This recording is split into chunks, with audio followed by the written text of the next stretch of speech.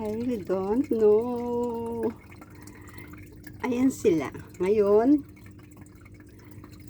ayan. And then, guys, you see, I have many baby molly fish. Hindi ko akalain na makakadali ko sila ng ganyan. Oh, you see, so many.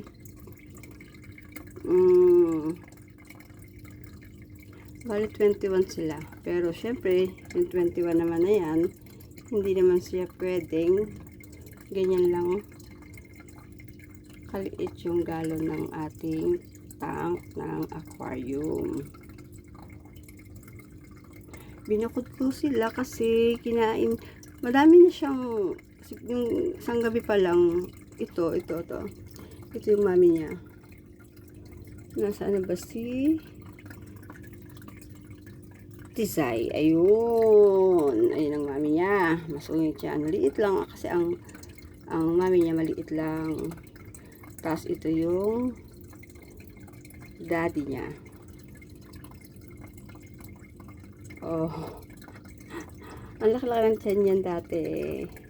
Tapos yung isang araw, lagi yan nagtatago. Tapos may mga isda ako na betta fish. Bumili din ako. Tsaka yung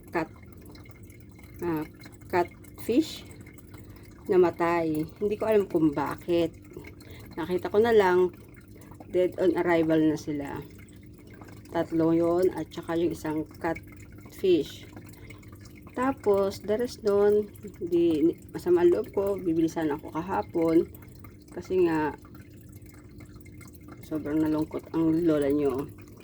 And then, nung kumakain na kami, papakain ako sa kanila, nakita ko si Tisay, yan. May lumabas sa kanyang puwet. Ayun. Tapos, dali-dali kong tinawag alam mo na, ang aking isang kontrabida sa buhay.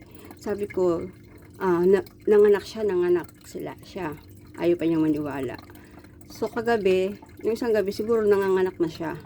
Hindi namin alam. Tapos, kanina, ang alam lang namin, ang baby niya, 4. Tapos, nung sabi namin, tanggalin ko, yung mami niya, tsaka yung daddy niya, ibukod ko. Pero sabi ng aking kontrabida sa buhay, wag daw. Ang baby daw ang ibukod. O, yan. Di ganun na siya nasunod. Ganun pak, ganun.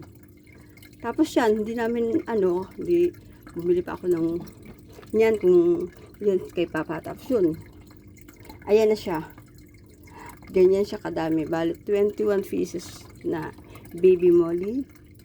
Mickey fish siya. Yan. So, hindi natin alam kung paano natin sila mabubuhay. Yung may gusto, PM lang po. Thank you guys. Thank you for watching. Bye-bye na.